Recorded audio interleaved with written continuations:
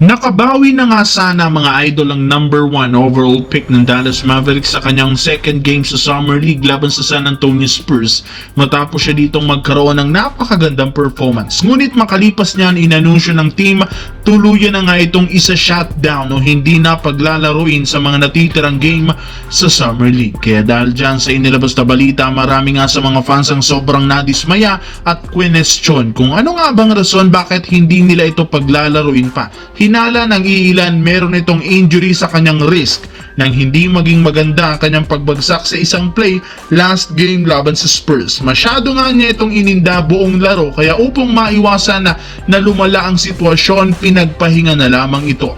Pero pinasinungalingan rin naman ito ng coaching staff ng Dallas na merong injury si Cooper Flagg matapos nitong sabihin na healthy ang katawan ng kanilang batang player at wala nga pong nangyaring setback simula nang magtamo ito ng injury sa NCAA tournament. Sa kabilang banda, ayon sa pinakahuling inilabas na balita, kabilang sa mga teams na nagbigay interes kay LeBron James sa isang trade ay ang Golden State Warriors, Dallas Mavericks, Cleveland Cavaliers at ang Los Angeles Clippers. At sa apat, ang Golden State ang may pinakamataas na odds.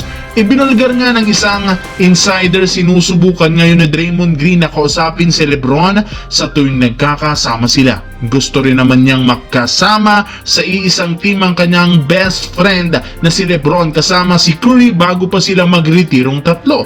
Alam nga ni Green bilang na lang ang mga taon nilang tatlo kaya kailangan sila na mabigyan ng oportunidad na magsama-sama sa iisang kupunan at magkaroon ng last dance sa pagkuha ng titulo.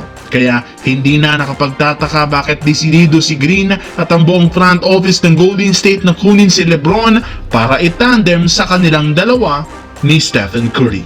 Anong masasabi niyo dito mga ka-One Stories?